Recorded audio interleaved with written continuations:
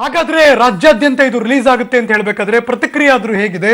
ಜನ ಇದನ್ನ ಇಷ್ಟಪಡ್ತಿದ್ದಾರಾ? ಕನ್ನಡದಲ್ಲಿ NI ಅರಿಂದಾಳ್ ಅಜಿತ್ ಆಕ್ಟ್ ಮಾಡ್ತಿರುವಂತ ಸಿನಿಮಾ ಸತ್ಯದೇವ್ IPS ಆಗಿ ಇದೀಗ ಡಬ್ ಆಗಿ ರಿಲೀಸ್ ಆಯಿತು. ಹುಬ್ಬಳ್ಳಿ, ಮಂಗಳೂರು, ದಾವಣಗೆರೆ, ಚಿತ್ರದುರ್ಗದಲ್ಲಿ ಸಿನಿಮಾ ಪ್ರದರ್ಶನ. ಆದರೆ ಈ ಕ್ಷಣ ಬರ್ತಿರೋ ಮಾಹಿತಿ ಪ್ರಕಾರ ಈ ಡಬ್ಬಿಂಗ್ ಸಿನಿಮಾ ಫುಲ್ ಫ್ಲಾಪ್ ಆಗ್ತಾ ಇದೆ.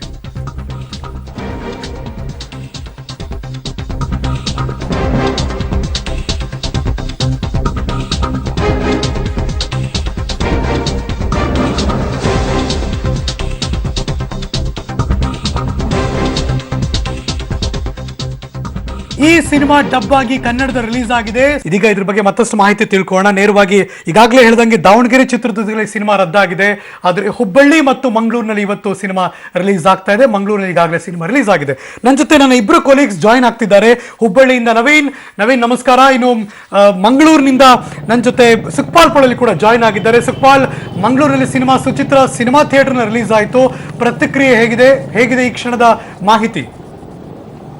ಹರೀಶ್, ಈ ಸಿನಿಮಾ ಮಂಗಳೂರಿನ ಸುಚಿತ್ರ ಥಿಯೇಟ್ರಲ್ಲಿ ನಡೆಯುತ್ತೆ ಅನ್ನುವಂಥದ್ದಿತ್ತು. ಆದರೆ ಕೊನೆ ಗಳಿಗೆವರೆಗೂ ಅದಕ್ಕೆ ಪರ್ಮಿಷನ್ ಸಿಕ್ಕಿರಲಿಲ್ಲ, ಲೈಸೆನ್ಸ್ ಆಗಿರಲಿಲ್ಲ, ಮತ್ತು UFN ಅವ್ರದ್ದು ಲೈಸೆನ್ಸು ಆಗಿರಲಿಲ್ಲ. ಆದರೆ ಕೊನೆ ಗಳಿಗೆಯಲ್ಲಿ ಸುಮಾರು 10 ನಂತರ ಈ ಸತ್ಯದೇವ್ IPS ಡಬ್ಬಿಂಗ್ ಆಗಿರುವಂಥ, ಕನ್ನಡಕ್ಕೆ ಡಬ್ಬಿಂಗ್ ಆಗಿರುವಂಥ ಚಿತ್ರ ಸುಚಿತ್ರ ಥಿಯೇಟ್ರಲ್ಲಿ ರಿಲೀಸ್ ಆಗಿರುವಂಥದ್ದು. ಆದರೆ ನಾವಿಲ್ಲಿ ಗಮನಿಸಬಹುದು, ಈ ಒಂದು ಥಿಯೇಟ್ರಲ್ಲಿ 902 ಸೀಟುಗಳಿದ್ದರೂ ಕೇವಲ 16 ಜನರು ಮಾತ್ರ ಈ ಚಿತ್ರ ನೋಡಲಿಕ್ಕೆ ಬಂದಿರುವಂಥದ್ದು. ಹಾಗಾಗಿ ಕನ್ನಡದ ಡಬ್ಬಿಂಗ್ ಚಿತ್ರಗಳಿಗೆ ಜನ ವಿರೋಧ ಪಡಿಸ್ತಾರೆ ಅನ್ನೋದನ್ನು ಈ ಒಂದು ಹಂತದಲ್ಲಿ ನಾವು ಗಮನಿಸಬಹುದು. ಅದರ ಜೊತೆಗೆ ಹರೀಶ್, ಮಂಗಳೂರಿನಲ್ಲಿ ಸಿಂಗಲ್ ಸ್ಕ್ರೀನ್ಗಳಲ್ಲಿ ಸಿನಿಮಾ ನೋಡೋರು, ಕನ್ನಡ ಸಿನಿಮಾ ನೋಡೋರೇ ಬಹಳಷ್ಟು ಕಡಿಮೆ ಜನರು. ಅದು ಮಲ್ಟಿಪ್ಲೆಕ್ಸ್ಗೆ ಕನ್ನಡದ ಸ್ಟಾರ್ ಚಿತ್ರಗಳು ಸ್ಟಾರ್ ನಟರ ಚಿತ್ರಗಳು ಬಂದಾಗ ಮಾತ್ರ ಹೋಗ್ತಾರೆ. ಅದು ಬಿಟ್ಟರೆ ಕನ್ನಡ ಚಿತ್ರಕ್ಕೆ ಕಡಿಮೆ ಸಂಖ್ಯೆಯಲ್ಲಿ ಜನ ಬರುವುದು. ಆದರೆ ಅದರ ನಡುವೆಯಲ್ಲಿ ಡಬ್ಬಿಂಗ್ ಆಗಿರುವಂಥ ಚಿತ್ರಕ್ಕೆ ಎಷ್ಟರ ಮಟ್ಟಿಗೆ ಜನ ಬರ್ತಾರೆ ಅನ್ನೋದನ್ನು ನಾವು ಇವತ್ತು ಈ ಒಂದು ಚಿತ್ರದ ಮೂಲಕ ಗಮನಿಸಬಹುದು. ಹರೀಶ್, ಯಾಕೆ ಸುಚಿತ್ರ ಸಿನಿಮಾ ಥಿಯೇಟರ್ ಆಯ್ಕೆ ಮಾಡ್ಕೊಂಡಿದ್ದಾರೆ? ಅಲ್ಲಿ ಬೇರೆ ದಿವಸ ಇಲ್ಲ, ಅಲ್ಲಿ ಕನ್ನಡ ಸಿನಿಮಾ ರಿಲೀಸ್ ಆಗಲ್ವಾ ಥಿಯೇಟರ್ ನಲ್ಲಿ? ಅಲ್ಲ, ಈ ಚಿತ್ರ ಮಂದಿರದಲ್ಲಿ ಯಾವತ್ತು ಕನ್ನಡ ಚಿತ್ರಗಳೇ ಹೆಚ್ಚಾಗಿ ಮತ್ತೆ ತುಳು ಚಿತ್ರಗಳು ರಿಲೀಸ್ ಆಗೋದು. ಆದ್ರೆ ಇವತ್ತು ಈ ಡಬ್ಬಿಂಗ್ ಆಗಿರುವಂತ ಚಿತ್ರವನ್ನ ಅದರ ಹಂಚಿಕೆದಾರ ಯಾರಿದ್ದಾರೆ ಅವರು ಈ ಒಂದು ಚಿತ್ರಮಂದಿರವನ್ನ ಆಯ್ಕೆ ಮಾಡಿಕೊಂಡಿದ್ದಾರೆ. ಆದ್ರೆ ಇಲ್ಲಿ ಪ್ರಮುಖವಾಗಿ ಗಮನಿಸಬೇಕಿರುವಂತದ್ದು, ಡಬ್ಬಿಂಗ್ ಮಾಡಿರುವಂತ ಚಿತ್ರಕ್ಕೆ ಜನಸಂಖ್ಯೆ ಕಡಿಮೆ ಬರುವಂತದ್ದು.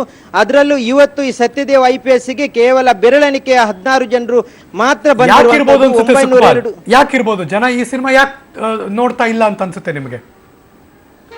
ಒಂದು ಹಂತದಲ್ಲಿ ಇಲ್ಲಿ ಇತರ ಭಾಷೆಯ ಚಿತ್ರಗಳನ್ನು ನೋಡುವಂತ ಜನಸಂಖ್ಯೆ ಕಡಿಮೆ ಇರೋದು. ಕೇವಲ ಹಿಂದಿ ಮತ್ತೆ ಇಂಗ್ಲಿಷ್ ಚಿತ್ರಗಳನ್ನು ಮಲ್ಟಿಪ್ಲೆಕ್ಸ್ ನಲ್ಲಿ ನೋಡುವರಿದ್ದಾರೆ. ಆದ್ರೆ ಇತರ ಭಾಷೆ, ಕನ್ನಡವನ್ನು ಹೊರತುಪಡಿಸಿ ಇರುವಂತಹ ಭಾಷೆಯ ಚಿತ್ರಗಳನ್ನು ನೋಡುವ ಜನಸಂಖ್ಯೆ ಕಡಿಮೆ ಇದೆ. ಅದರಲ್ಲೂ ಅದೇ ಚಿತ್ರ ಡಬ್ಬಿಂಗ್ ಆಗಿ ಕನ್ನಡದಲ್ಲಿ ಬಂದ್ರೆ ಯಾರು ನೋಡ್ತಾರೆ ಅನ್ನುವಂಥದ್ದೇ ಪ್ರಶ್ನೆ ಇರುವುದು. Harish, okay, you mean to say ಈಗಾಗಲೇ ನೋಡಿದ್ದಾರ ಸಿನಿಮಾ, ಹಾಗಾಗಿ ಅದು ಕನ್ನಡದಲ್ಲಿ ಬಂದ್ರೆ ಮತ್ತೆ ಯಾಕೆ ನೋಡೋದು ಅದು ಅಂತ ಜನ ಅನ್ಕೋತಿದ್ದಾರೆ ಅಂತ. ಬಟ್ ಇದು ಇಡೀ ದಿನ 4 ಶೋ ಇದೆಯಾ ಅಥವಾ 1 ಶೋಗತ್ತೆ ಸೀಮಿತವಾಗಿದೆಯಾ? ಇಲ್ಲ, ಈಗಾಗಲೇ ನಿಗದಿಪಡಿಸಿರುವ ಹಾಗೆ 1 ವಾರಗಳ ಕಾಲ ಈ ಚಿತ್ರ ರನ್ ಆಗಬೇಕು. ಆದ್ರೆ ಅದು ಜನರ ಸಂಖ್ಯೆಯನ್ನು ನೋಡಿ ಅನುಗುಣವಾಗುತ್ತೆ. ಆದ್ರೆ ಇವತ್ತು 4 ಶೋಗಳು ಇದೆ ಅನ್ನುವಂಥದ್ದನ್ನ ಇಲ್ಲಿನ ಮ್ಯಾನೇಜರ್ಗಳು ಹೇಳಿರುವಂತದ್ದು. ಹರೀಶ್, ಓಕೆ, ಬಟ್ ಜನ ಏನೋ ಗಲಾಟೆ ಆಗ್ಬಿಡುತ್ತಪ್ಪ, ಇನ್ನೇನೋ ಆಗ್ಬಿಟ್ರೆ ಕಷ್ಟ, ಆತರ ಹೆದರ್ಕೊಂಡು ಬರ್ತಾರೆ, ಬಂದಿಲ್ಲ ಆ ಥರದ್ದೇನಿಲ್ವಾ? ಇಲ್ಲ, ಖಂಡಿತ ಇಲ್ಲ. ಅಂಥದ್ದು ಇಲ್ಲಿ ಕನ್ನಡ ಪರ ಸಂಘಟನೆಗಳಾಗ್ಲಿ ಅಥವಾ ಇಂಥ ಚಿತ್ರಗಳನ್ನ ವಿರೋಧಿಸುವ ಸಂಘಟನೆಗಳೇ ಯಾರೂ ಇಲ್ಲ. ಹಾಗಾಗಿ ಇಲ್ಲಿ ಯಾವುದೇ ರೀತಿಯಾದಂತಹ ಪ್ರತಿಭಟನೆಗಳು ವ್ಯಕ್ತ ಆಗ್ತಾ ಇಲ್ಲ. ಆದ್ರೆ ಜನಸಂಖ್ಯೆ ಇರದೇ ಇರುವುದೇ ಇದೊಂದು ದೊಡ್ಡ ರೀತಿಯ ಪ್ರತಿಭಟನೆ ಈ ಡಬ್ಬಿಂಗ್ ಚಿತ್ರಗಳಿಗೆ ಅಂತ ಹೇಳ್ಬೋದು. ಹರೀಶ್, ಇರ್ಬೋದೇನೋ. ಥ್ಯಾಂಕ್ ಯು ಸೊ ಮಚ್ ಈ ಕ್ಷಣದ ಮಾಹಿತಿಗಾಗಿ ಸುಖಪಾಲ್. ನೇರವಾಗಿ ನಾನು ಹುಬ್ಬಳ್ಳಿಗೆ ಹೋಗ್ತಿದ್ದೀನಿ. ನನ್ನ ಕೊಲೀಗ್ ನವೀನ್ ಇದೀಗ ನೇರ ಸಂಪರ್ಕದಲ್ಲಿ ಜಾಯಿನ್ ಆಗ್ತಿದ್ದಾರೆ. ನವೀನ್, ಬೆಳಗ್ಗೆ ಕೂಡ ನಿಮ್ ಜೊತೆ ಮಾತಾಡ್ತಿದ್ದೆ, ಶೋ ಶುರುವಾಗೋ ಹೊತ್ತಿಗೆ ಏನಾಗಬಹುದು ಅಂತ ನಂಗೆ ಗೊತ್ತಿಲ್ಲ ಅಂತ ಹೇಳ್ತಿದ್ರಿ. ಈ ಕ್ಷಣಕ್ಕೆ ಜನರ ಪ್ರತಿಕ್ರಿಯೆ ಹೇಗಿದೆ? ಬಿಕಾಸ್ ಒಂದು ಸಿನಿಮಾ ರಿಲೀಸ್ ಆಯಿತು ಕನ್ನಡ ನಾಡಲ್ಲಿ ಅಂದ್ರೆ ಜನರ ಉತ್ಸಾಹ ಬೇರೆ ಇರುತ್ತೆ. ಆದ್ರೆ ಈ ಫಸ್ಟ್ ಟೈಮ್ ಒಂದು ಡಬ್ಬಿಂಗ್ ಸಿನಿಮಾ ರಿಲೀಸ್ ಆಗ್ತಿದೆ ಅಂದಾಗ ಜನರು ಹೇಗೆ ಅದನ್ನ ನೋಡ್ತಾ ಇದ್ದಾರೆ ಹುಬ್ಬಳ್ಳಿ ಜನ?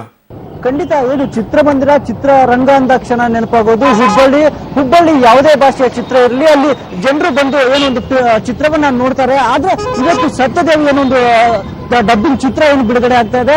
ಆದ್ರೆ ಸತ್ಯದೇವ್ ಚಿತ್ರವನ್ನ ಯಾರು ಕೂಡ ಯಾರೊಬ್ಬ ಪ್ರೇಕ್ಷಕರು ಕೂಡ ಚಿತ್ರಮಂದಿರಕ್ಕೆ ಬಂದಿಲ್ಲ.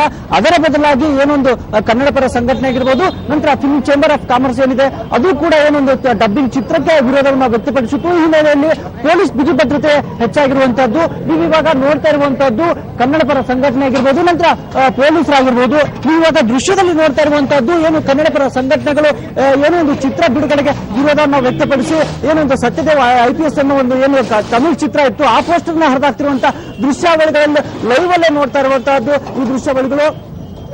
ನಂತರ ಕನ್ನಡ ಪರ ಸಂಘಟನೆಗಳು ನಂತರ ಈ ಒಂದು ಸತ್ಯದೇವ್ ಏನೊಂದು ರೂಪಂ ಚಿತ್ರಮಂದಿರದಲ್ಲಿ ಏನೊಂದು ಪೋಸ್ಟರ್ ಅನ್ನು ಹಾಕಿದ್ರು.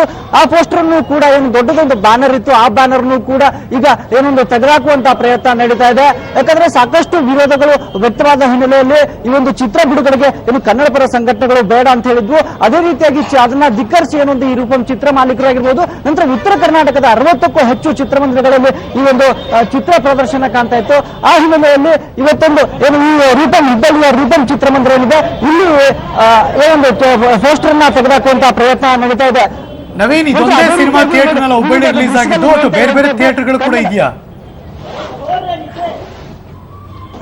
ಕೇವಲ ಹುಬ್ಬಳ್ಳಿಯ ಈ ರೂಪಂ ಚಿತ್ರಮಂದಿರದಲ್ಲಿ ಮಾತ್ರ ಈ ಒಂದು ಚಿತ್ರ ರಿಲೀಸ್ ಆಗಿತ್ತು. ನಂತರ ಧಾರವಾಡದಲ್ಲಿ ಒಂದು ಮತ್ತು ಬೆಳಗಾವಿಯಲ್ಲಿ ಒಂದು, ಬೀಳದಗುಡ್ಡ, ಹೀಗೆ ಉತ್ತರ ಕರ್ನಾಟಕದ ಕೆಲವೊಂದಿಷ್ಟು ಭಾಗದಲ್ಲಿ ಚಿತ್ರ ಬಿಡುಗಡೆ ಆಗ್ತಿತ್ತು. ಅಂದ್ರೆ ಮುಖ್ಯವಾಗಿ ಹುಬ್ಬಳ್ಳಿ ಮತ್ತು ಧಾರವಾಡ, ಬೆಳಗಾವಿ ಅಂದ್ರೆ ಪ್ರಮುಖ ನಗರ ಏನಿದೆ ಆ ನಗರ ಪ್ರದೇಶಗಳನ್ನ ಹೇಳೋದಾದ್ರೆ ಹುಬ್ಬಳ್ಳಿ, ಧಾರವಾಡ ಮತ್ತು ಬೆಳಗಾವಿಯಲ್ಲಿ ಮಾತ್ರ ಈ ಒಂದು ಚಿತ್ರ ಬಿಡುಗಡೆ ಆಗ್ತಿತ್ತು. ಇನ್ನುಳಿದಂತೆ ತಾಲೂಕು ಪ್ರದೇಶಗಳು ಏನಿದೆ ಆ ಒಂದು ಪ್ರದೇಶದಲ್ಲಿ ಈ ಒಂದು ಚಿತ್ರ ಬಿಡುಗಡೆ ಆಗ್ತಾ ಇತ್ತು.